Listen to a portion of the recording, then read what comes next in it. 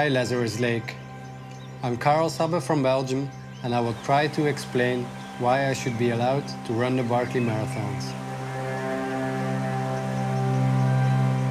My main idea is that I find that having a sufferfest every now and then is very important in a man's life.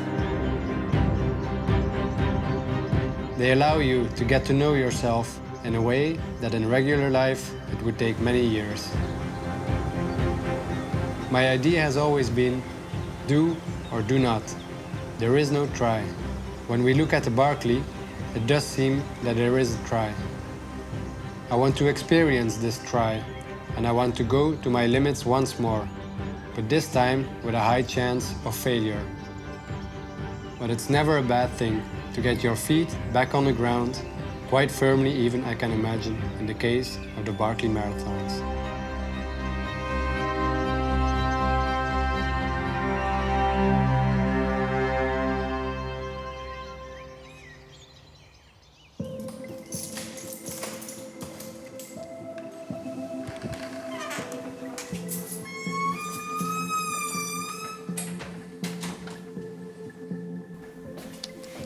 I grew up like a classic Belgian guy. I played soccer for 14 years. When I started studying and I went to university, the soccer part started fading. I started working full-time as a dentist. You're in a small space, focused on a very small area.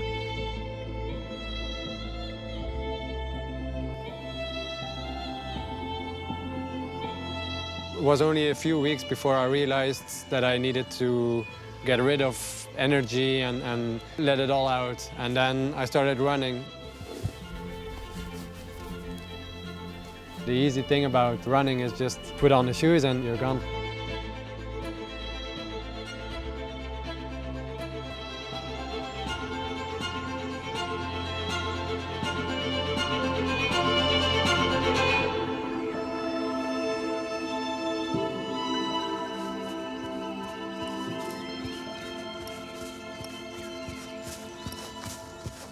Immediately I looked for trails and forests, and I enjoyed it the most when it was muddy and I got back home wet from the rain and covered in mud, and was only later that I realized it was actually called trail running, and there was a whole community around it.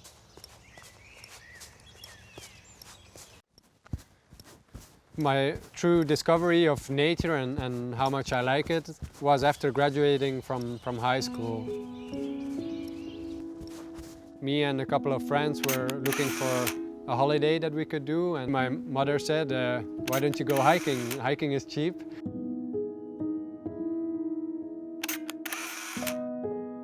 And just pitching a tent and drinking from the streams, it just opened a whole world to me, and since then my life has been around how do I get into nature for the most part of my life.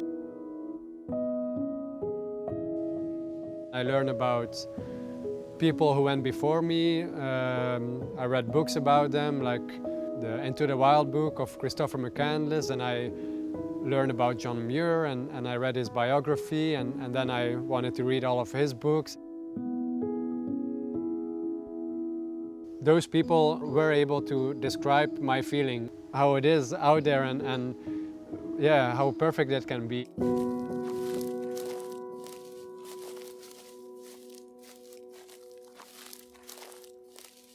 He was always searching the adventure, and after that he went to New Zealand, he went to the United States, doing long hikes. It was always something that not every normal guy does.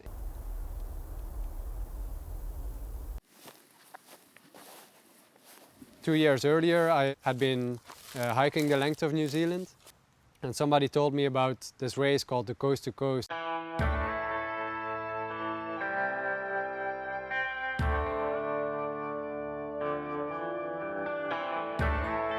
It was almost a marathon of mountain running, and then you jump in a kayak and you go kayaking for 67 kilometers. Coast to Coast was like the world of adventuring opened up to me.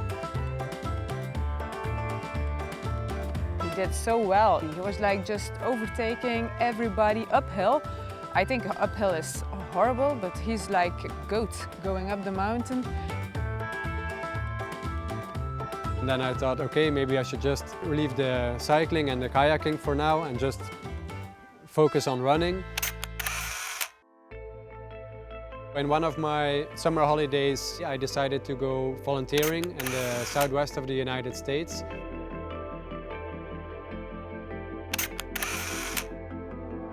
I think half of the volunteers had plans of hiking this most epic trails of all, like the Appalachian Trail or the Pacific Crest Trail. And immediately they were like on top of my bucket list. At the same time, I realized, okay, if I'm going to do that, it might take me another 40 years before I can take 6 months off. And then came the idea of considering to run the Pacific Crest Trail. I was waiting for a friend, Joe, and we were going to hike together for a month. We've been doing a very challenging hike called the Dusky Track in New Zealand. We ended up actually walking in the mud hip deep. I remember at one point we were even swimming in the ocean with our backpacks, everything getting soaking wet. And at that time, Joe was singing. Happy birthday to you. Happy birthday. And I was like, okay, if I'm going to succeed at a world record or at a speed record like that, it's going to be with this guy. And I was like, yeah, well, when would you do it? And he was like, it would be a good time to do it next summer. And I was like, man, next summer would be perfect because I'm taking a sabbatical. I would be able to take a couple of months off and just help you doing it.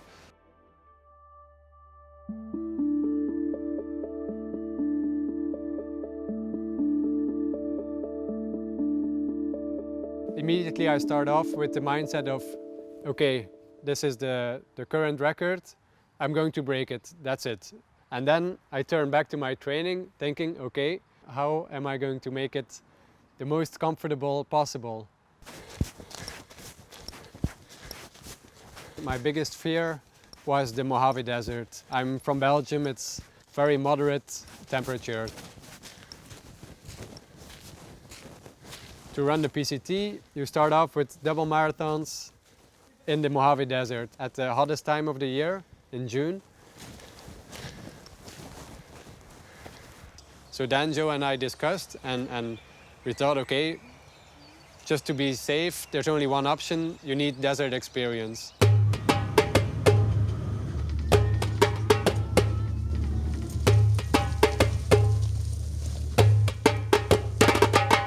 Also on my bucket list was the Marathon des Sables. It's a famous ultra race that's taking place every year in the Moroccan Sahara. For 1 week, you're self-sufficient, carrying your own food, your own gear, and you run about a marathon a day. And there's one long stage where you run 2 marathons a day. Dus het is zover. Ik sta hier aan de start van de 31e editie van de Marathon des Sables. Met als eerste op de menu 15 kilometer in de duin.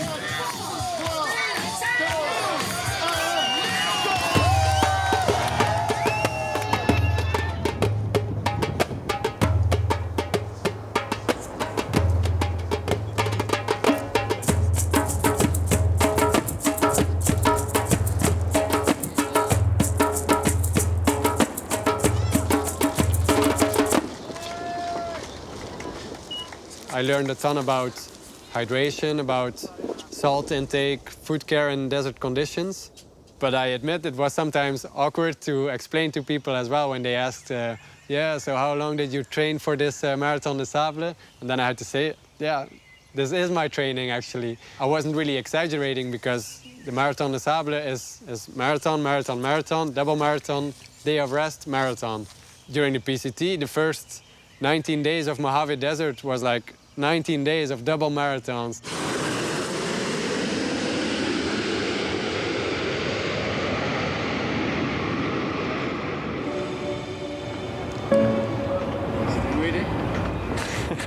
Looking good?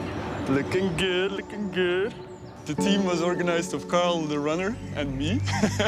And we had this one incredible car, which I still love very dearly. I think the strategy went away the moment we went on the airplane. We arrived late in the United States and we still wanted to start because we had a very small window of starting.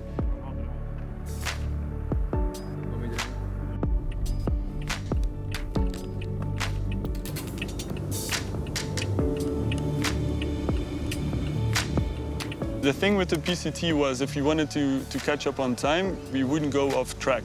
We always would sleep on the trail. I would set up camp, I would make breakfast, coffee, make his backpack and send him off again. And then I would tell him where we would meet up again. Then I would drive out of the mountains, do like a huge detour and go back to the next meeting point. And a coffee? Oh my God. First coffee in too many days. We didn't have time to plan or schedule or do anything. It was just like, okay, this is today. We'll hope to make it there. Sometimes I made it there. Sometimes I made it there and Joe wasn't there. On day 10 already, I had a really bad heat stroke.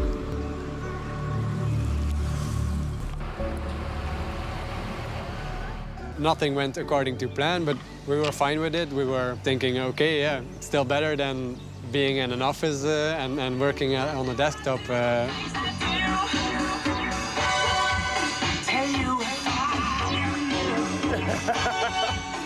I cannot explain it. They are like two hands on one tummy. Like they are yin and yang. Joe is like full of energy and so positive. And then if he comes to camp and Joe is there, all excited that Karel is there, you just can see Karel transform into, yeah, that's right, I can do this. There's the trail, man. There's the trail. There's a piece of... Man, where's the trail? From week 3 or 4, I really started getting in that state that is famous in ultra running. It's where you hit the wall or you hit your limits. Everything become more basic and you really start relying on your instinct because you are tired. Every fiber in your muscles says, stop this, we're done. We don't want to continue anymore. How are you feeling? My feet are horrible, otherwise. At the time, I was really not enjoying those moments. I was scared of them, and I wasn't strong in them as well. But it was after recovering from the PCT that I realized, okay, those were really my life-changing moments and the moments that touched me deeply. They were very pure moments where you forgot about everything in everyday life and in society, and you're just one in nature and relying on basic instincts that, yeah, you really feel like we were supposed to run as a human, or that's my impression at least. I realized, okay, I want to experience this again. I want to look for that dark place and at that difficult place, and I want to see how I'm going to react that time and in different circumstances.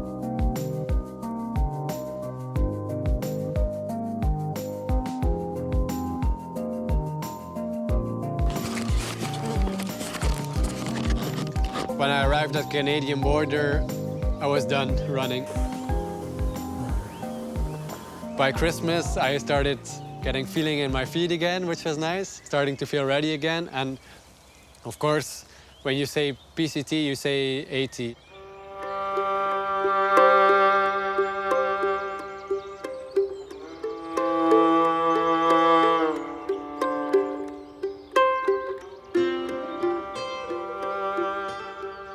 We were making this puzzle and we knew the weaknesses of last time and we would know our strengths of last time. What's up, Joe? It just felt like we should use our experience and knowledge to even do a greater feat.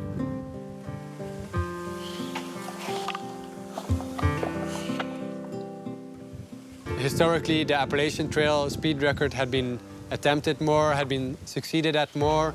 There were the legends like Scott Jurek, Karl Meltzer who set the records. So we knew we would have to be on it from the start if we wanted to break that record as well. It's 4:30 a.m. in the morning.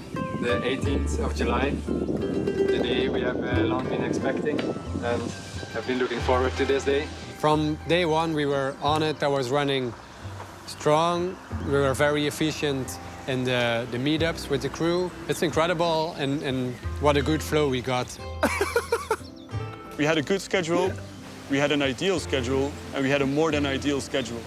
We were on the even more ideal schedule, so it felt really good.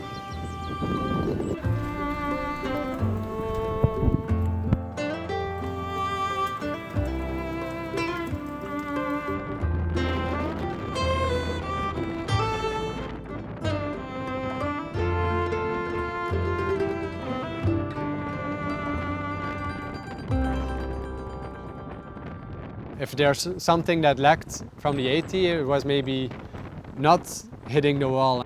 It was after that Appalachian Trail that I felt like, okay, maybe I should go for an event now that I will definitely face that wall again and see again how I'm going to react to it.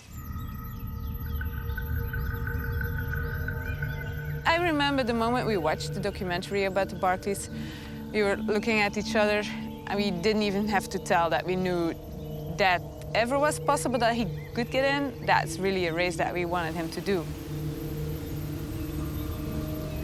I knew it was something incredibly difficult. Just the statistics been going on for 35 years and only 15 people have managed to finish the race. Regardless actually of how far you make it, you're going to hit the wall and you're going to hit it pretty soon.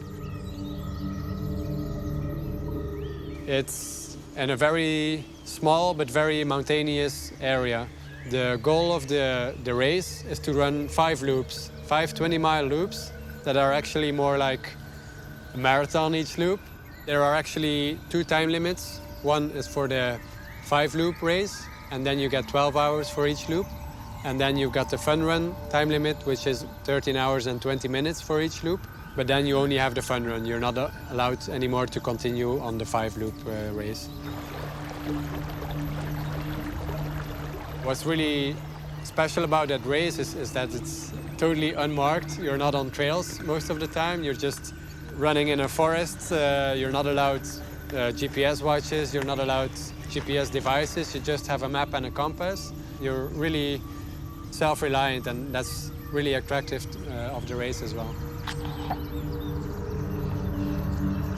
There are 14 books on the course. You have to find each book, and out of each book you have to tear out a page corresponding your race number for that loop. After every loop you should end up with 14 pages. If you have all of your pages, you're allowed time with your crew, assistance, and to eat something and to get a new backpack for the second time you go out again.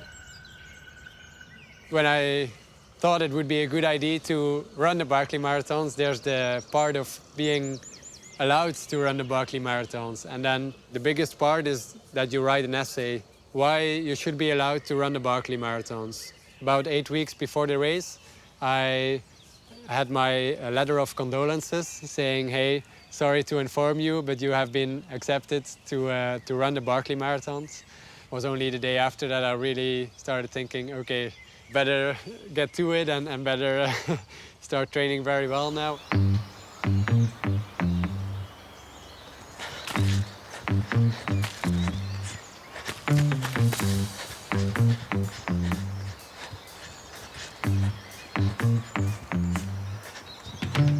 Preparation for the Barkley was very different from the FKTs because during an FKT I'm running at a slow pace for 14 to 16 hours a day. I knew during the Barkley I would hardly be running, so from the start my focus was on the elevation change and on getting the muscles to climb and become a really strong climber and training my quads for all the downhill.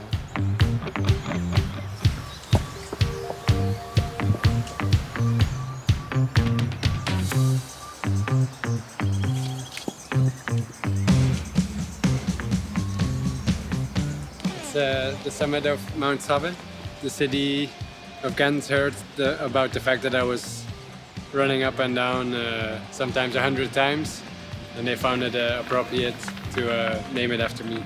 Elevation change of Mount Sabbe is 31 meters. For Barkley I was going up and down 100 times, which took me about 5 hours. and then I had about 3,000 meters of elevation change. Barkley is something that takes the nice parts from the FKTs but puts it in a race that's so hard that you really are tempted to know, is he able to do this? In the PCT, from day one, we were ahead of schedule. AT, the same thing. And I was wondering, okay, how am I going to react when things don't go well, but I'm actually behind schedule? Will I become desperate? Will I panic? Will I become angry? I didn't know. Where are we heading, boys and girls? Boy and girl.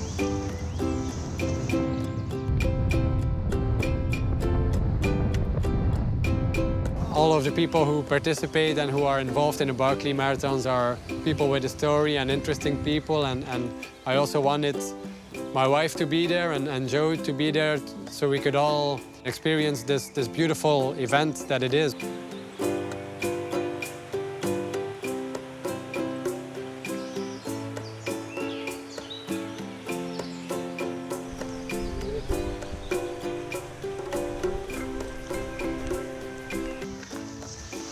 Hello. Hello. Donderdag, Thursday of the Barkley adventure. When I was hiking on those trails in the Frozen Head State Park, I could really see those legendary places like, oh, here John Kelly couldn't make it anymore and he fell asleep, and it's Upper Kelly camp. And here was this guy who got lost for 2 days before he got back to camp. So for me, it's a really historic race that I wanted to be part of as well. Yeah, loop 5 is really hard at the moment. I'm very tired. It's a little mountain, that's the first time you get off trail. And then down the ridge, there's the first loop. Outside of the Barkley, you're not allowed on the course. It was really hard to get a feel for how steep is it and how technical is it. From the application procedure, I got in touch with a Dutch guy who had participated 4 times already, called Michiel. On the west side of the hairpin turn, on the inside edge of the bench, the first runner will find a large square stone just laying there on the ground. Book 1 is safely nestled in a hollow underneath its stone. For me, it was really helpful because there's always going to be a bit of a secrecy around the race and you're not really supposed to talk about it. But Michiel was just talking about his own experience and I could start seeing the idea behind the race and how difficult the race would actually be. Karel is a type of guy who is low profile, but he is doing great things in this sport we do. So he is a good person to experience this and to make a good race.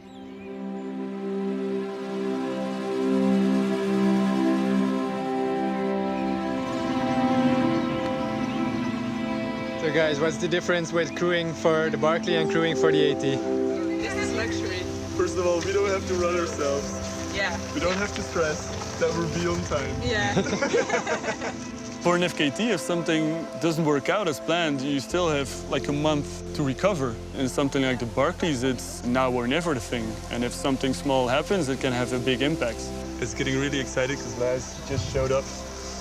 Incredibly excited, which is kind of frightening. It's Mig. You picked a bad year to come out. There are bad things out there. He does a really good job by just throwing something out there and then he leaves again and then you see everybody thinking, what did he mean by saying that? So he builds up like this atmosphere of, man, nobody's gonna do it this year, or I made amazing changes and it's really hard. And It's not a beginner's race. The people that are in there, even the ones that you look from the outside and say, oh, they didn't even finish one loop within the time limit. But they're all people with a lot of experience who know what they're doing. The race itself is so brutal, so fast. If someone really, truly doesn't belong, they figure it out pretty quick and they're happy enough to take one of those quitters roads and go back to camp. I'm from Belgium. Very good runner. Oh, okay, Karel. Finally can speak the Good same to meet language. you. Yeah, good to meet you. This will be over quicker than the Appalachian Trail. Yeah, it will be. Let's hope so. But it'll get to business quicker too. Some people might think sometimes it's a bit sadistic. In real life, he was all about joking. He's so dedicated. It's really like his child. You can feel it. You're looking for people who want to embrace the challenge. People who want to test themselves more so than people who want to tell other people that I was there. The Barkley has no actual award for winning except for the satisfaction. No one will really understand what you did except the people who have been there. He's more than a crazy guy organizing a crazy event. It's like a smart guy and he perfectly knows what he's doing.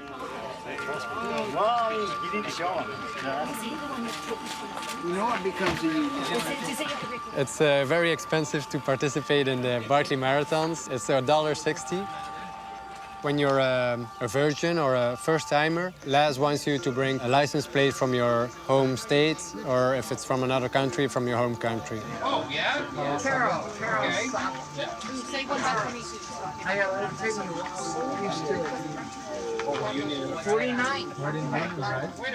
The moment you turn in your license plate, so you don't get to see the master map yet, but you get your course description.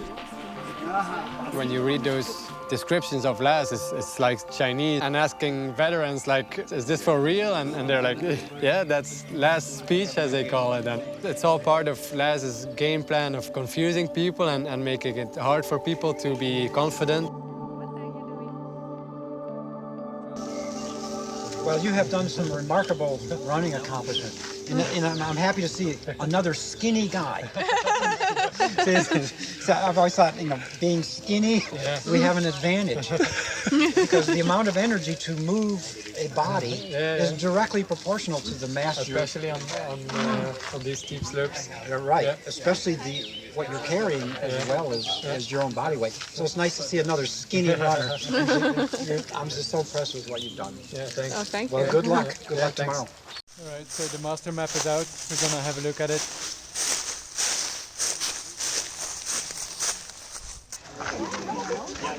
From then on, it's race time. I mean, there's only a limited time left to study the course, to write your notes, and to get your compass bearing. For me, it was really a change of mindset because I know, okay, now it started.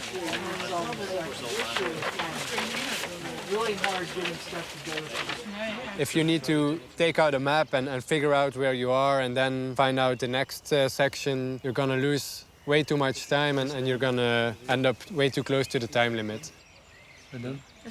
I wanted written instructions that would be easy to follow. So for me, it was just compass bearings and then ridge lines and some small instructions, and then those I needed to follow. Yeah. Tot aan een duidelijke ridge.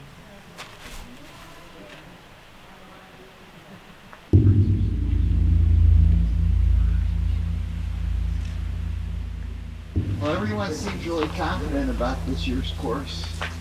Well, they swapped out The starting time of the race is not fixed. It's going to start anywhere between midnight and noon the next day. The start is marked by LAS blowing a conch. Then you have 1 hour till you have to start. The day before, Karel was like, Joe, would you mind just staying up? Because if I wouldn't know somebody is awake all the time, I don't think I would get any sleep. I was like, yeah, sure, there's a campfire and I'll try to stay awake. I didn't really sleep very well or very deep, so every half an hour I would wake up. Of course, when the sun rises again and there's some movement in the camp, so I was already awake, but I was lying down thinking, okay, the longest I can rest, the best it is. The setting is awesome. He stands in between the trees with the number plates, and you see him grabbing the conch, and he's holding it all the time, and then everybody's getting nervous.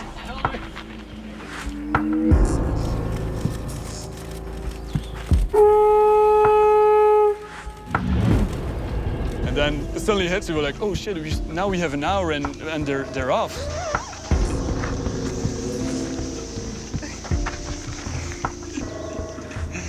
night? He blew it. How was your night? Good. Stayed awake all night. So did I. Ja, is dat? Yeah, I didn't sleep very long.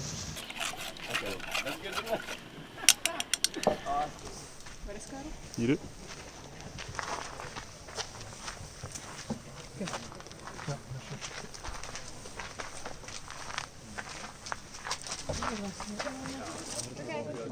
Don't let Amelia go up there.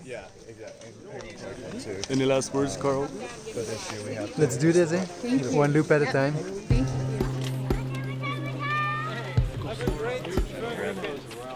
Thank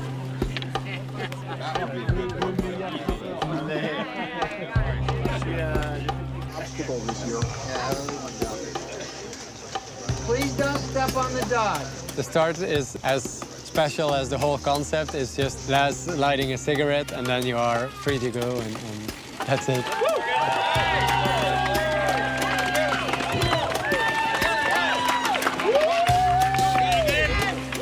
You start, you see John, you see Jared going away, and then immediately you have the doubt like, okay, what do I do now? Do I climb a bit too fast, in my opinion, to stick with them? Or do I let them go and find my own rhythm and join a slower veteran? At the time, I decided to let them go and take my own pace and maybe run with Jamil, who I knew he was going to be a little bit slower than them. Awesome, dude. Good job. I had a small section that I ran with Jamil, but then we kind of lost each other. And from then on, I was alone. It wasn't much later that I got lost. I thought I passed a junction that I needed to go up to the next book, and I actually didn't pass it yet.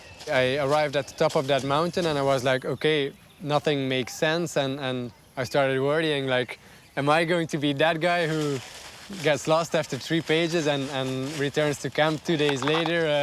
I decided, okay, I'm going to sit down, take my map, take my time to study where I could have made this mistake. I realized where I made a mistake, returned to the course. I took a wrong turn. I was lost for 40 minutes. Oh, really? Yeah. Dude, don't say bad, it'll be easy.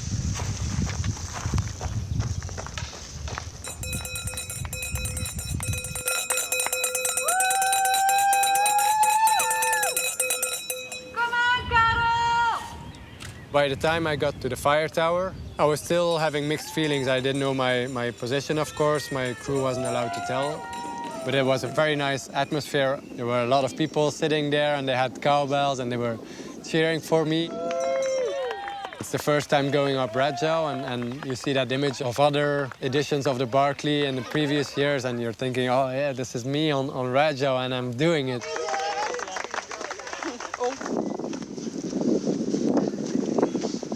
Oei, nu gaat hij stress krijgen.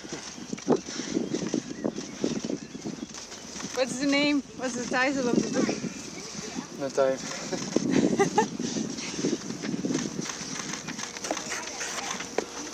He interrupted you. 2 lost hours. It's only been 40 minutes so far.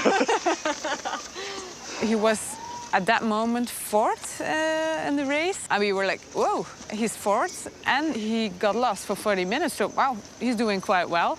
It gives us hopes, but it was only loop 1. I mean, that's nothing.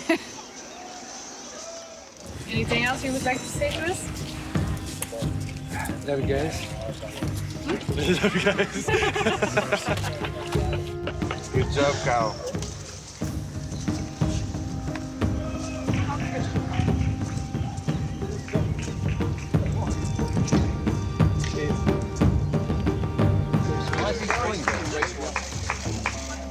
All right, Dion.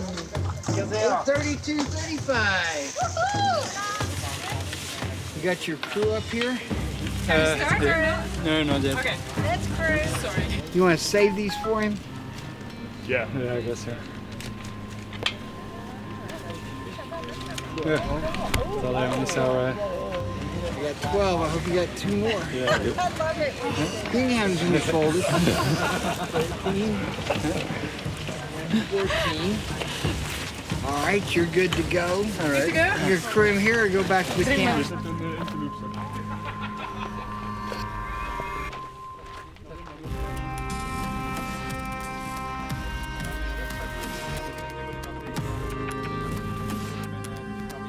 There was a lot of confusion. He wasn't sure which backpack he wanted to take. I interchanged the safety stuff, like his notes and his maps. Ja? Waarom? Hij zegt dat niet met die heel wil. Nee. Met een beest koplamp. Oh. Ja. De blauwe koplamp. Ik ga met een blauwe koplamp doen.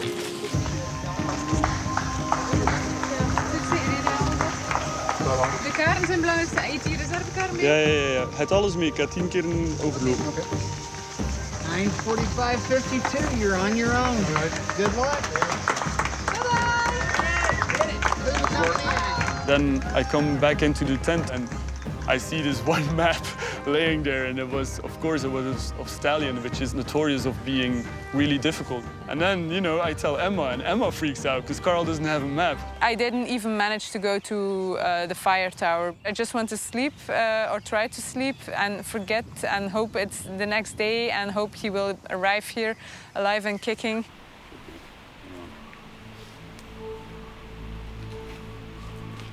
It was going to be a really, really cold night. You're laying in that tent and you hear all those number plates clacking and making all that sound, and then you hear the trees just cracking off, the branches falling on the ground. And then you know those guys are there in the middle of the night with a head torch. Only when you're there you can realize what it really is. The temperature drops like I've never known it to drop before. It's just from 20 degrees Celsius, it goes to freezing. The navigation becomes so much more complex. It's night, it was foggy, you could only see your headlight. The whole Rajal ascent became just a muddy slide, and you're just putting up a step and sliding 3/4 back and another step. And for me it was funny. I was laughing because I thought, like, okay, this is Barkley, and they weren't exaggerating. It's unique. You don't see it somewhere else.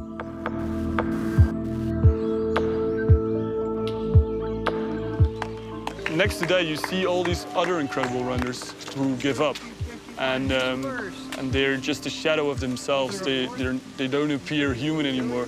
All night you could hear taps. Hey, I'd love to hear some taps. What? Yeah. That quick? That quick.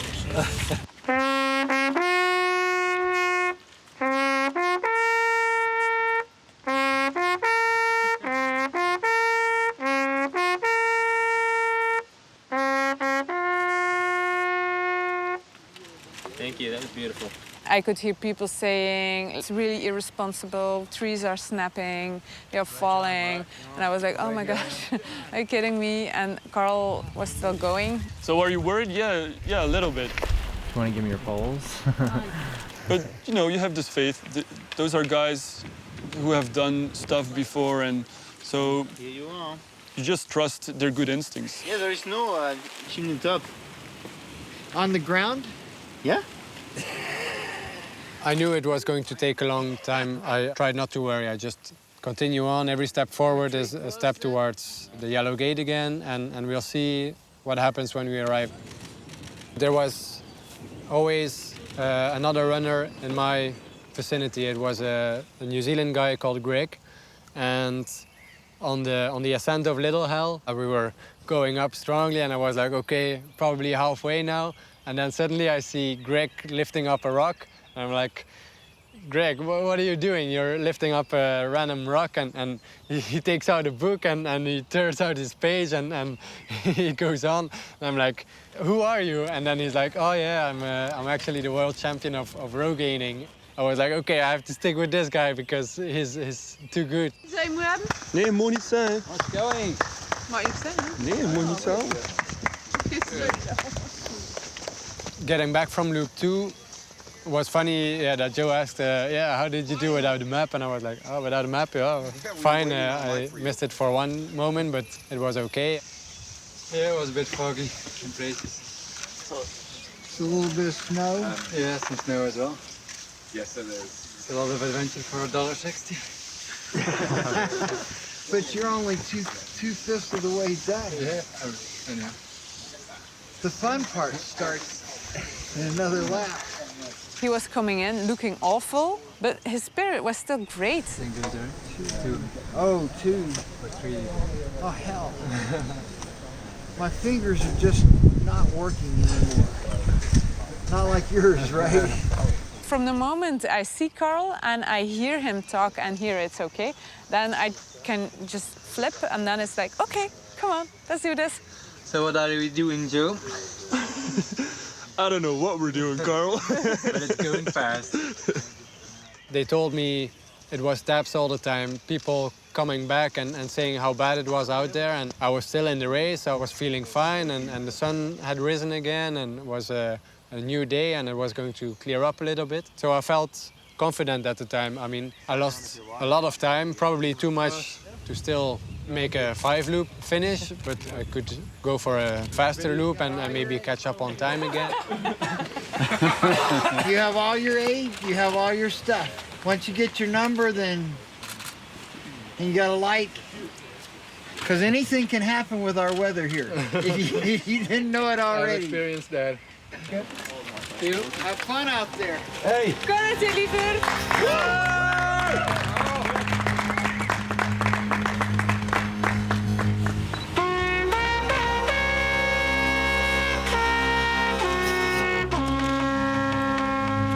During loop 3, it was better weather conditions again. It cleared up totally. It was also the first moment that I started feeling my mental focus faint a little bit. I remember being on Stallion, feeling like I was hiking. I forgot that I was in a race, and well, it was beautiful, and I was enjoying it. And then after half an hour, I was like, oh, I'm in a race, I have to hurry.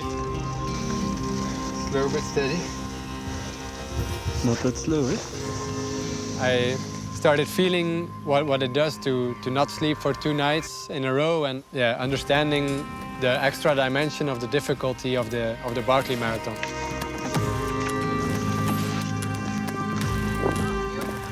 Not much later, I catched up with the Frenchman, Guillaume. Come on, Guillaume, you look strong, man. He was in a different mindset than I was at the time. I was still positive, and he was like, we're not going to make it. And then I was like, yeah, he's probably right. My legs started getting really sore, and I felt tired, and we were okay carrying on and thinking, okay, let's be happy with the fun run. Messi, mee de madhouse, stel je.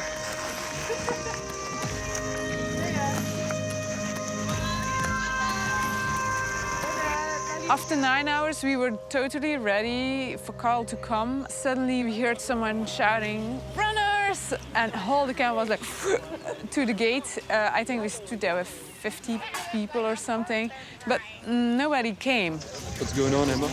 Karel wants to be ahead of schedule, so he has some hours extra in the night. So yeah, from now on he could arrive, but it's not clear if he is, and it's freezing, and I'm stressing out, like really stressing out. Stop watching him. I'm never coming to come again, never.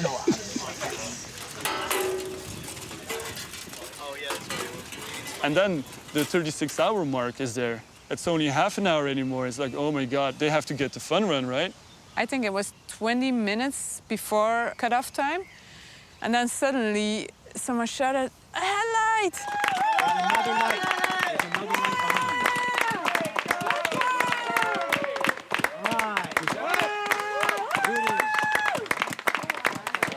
Nice! Oh, well done! Your crew is right here. You can go get crewed while I count them. Okay. So you got a good chance to start. On the last ascent, I started realizing, okay, I'm going to make the time limit, but that's it. Blow the trumpet, and I'm out. Good job, Karel. Good job. Karel in his head, he was like, yeah, here my pages last, and then he almost said it's time for taps, and we were like, what? He told us before, even if I have 5 minutes left, you have to kick me out of the camp. They didn't smack my face, but it felt like it mentally, like, what are you thinking? No, you take off the backpack and drink this Coke and drink this coffee and eat this and you're out there again and you've got 10 minutes. And I was like, oh, yeah, you're right. 2 minutes later, Greg arrives and the atmosphere is filled with excitement and everybody's like, oh, Barkley is still happening and there are going to be 2 guys going out again and they're even virgins. And then it was like a race against the clock. He didn't really have a crew, but then other people just lined up and gave him food as well. They couldn't find stuff, and then I knew some stuff that he had, and I went pick it up for him as well. And then, so everybody worked together. This was in the past. Greg, you are doing it unbelievably good. Really. It's 9 minutes, 8.5 minutes.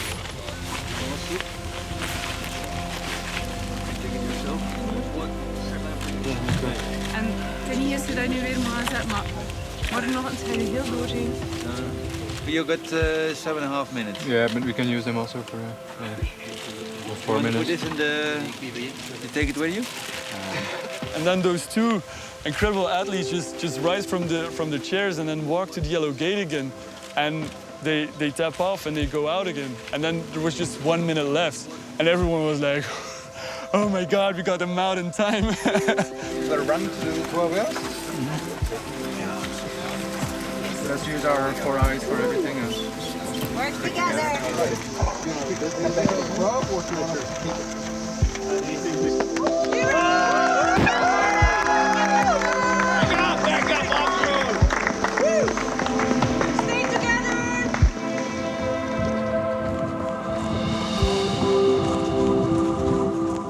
By the time we leave the gate, immediately, of course, because it's Barkley, you start climbing again. Greg was walking and I was anxious because I knew 12 hours is very narrow to get a nighttime loop in. So I said, Greg, we're gonna have to run. Seeing Karel being the first that takes off together with Greg is incredible. So you don't want to miss the part on where he ascends Red Jaw and you can say some encouraging words. And then it's the weirdest thing. You see this headlamp all of a sudden over the road. Then it was Greg. So I lowered my window and I was like, hey, Greg, what's up? I was like, yeah, now you have to go up this mountain. And Karel just took off. He just started running up the hill. And he said, like, man, I can't run anymore. I can't even handle this anymore, so I'm gonna quit. The moment we heard that Karel was speeding up the mountain, we were like thinking, yeah, that's Karel. And then we went to the fire tower. We're just waiting, and after a while we just started running up and down the hill to just get warm. And then all of a sudden somebody would cry out, oh, there's a lamp there, and then we would watch for like 10 minutes and like, did anyone see the lamp anymore? No? Okay, maybe it wasn't a runner. And that happened like for 4 times in a row. And after a while it's like, guys, I don't think Karel's gonna come anymore. It was pretty fast that I was feeling, okay, the sleep deprivation is really catching up with me. It took me quite some time to find the first book, more than it should have taken. I make my way down to the second book and then suddenly I find myself in a difficult position. I think it was after an hour and a half, 2 hours, just trying to recalibrate and realizing, okay, I'm not going to find a book. I decided to go back to camp.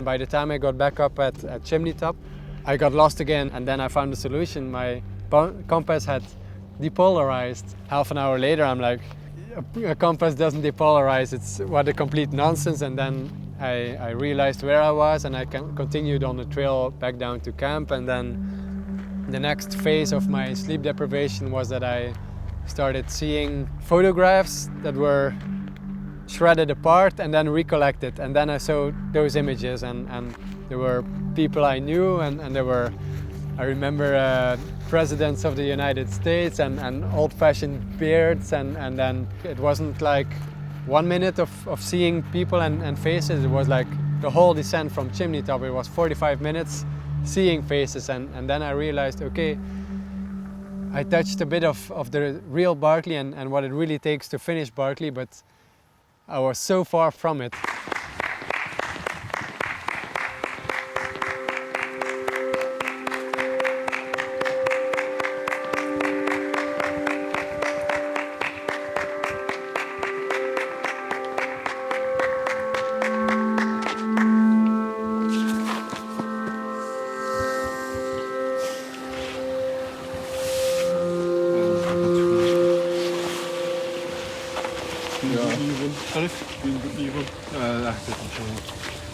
It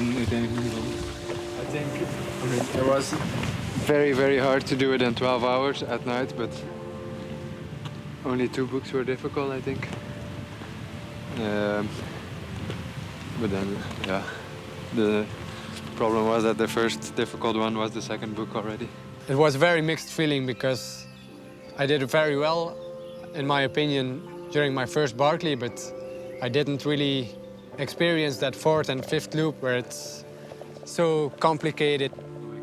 I know what it is now to fail, not because I didn't make the finish line, it's because I wanted to quit after 3 loops and not making the right decisions to find the second book and to be able to carry on. So it was really a learnful experience. I am a better runner again because of the Barkleys. In future FKT attempts or in a future Barkley attempt, I will take these things with me and try to succeed in the next time. Hey, Lars. Hey! I messed up at the beech tree. At the beech tree? Yeah. I got 1 page from chimney. That's still good. If there's somebody who can do it, the new course, I think it will be Karel. But if there is somebody who could finish the course as it is, I don't know. Every part of the race has to go perfect to finish it. It's so difficult. I hope he will, but I don't think it's possible.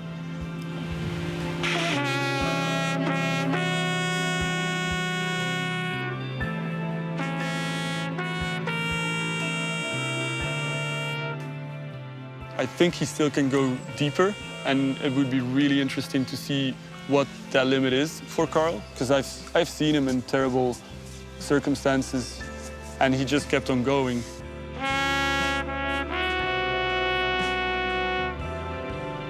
If you think about the sleep deprivation, the endless grinding of the steepness that you can't experience anywhere else, if you make the whole equation, nobody should be able to finish the Barkley.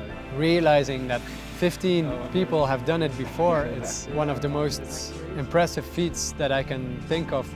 I want to go for it, I want to go back, and hopefully I can keep on coming back until I can finish it as well and maybe become the 16th or the 17th finisher of the Barkley Marathon.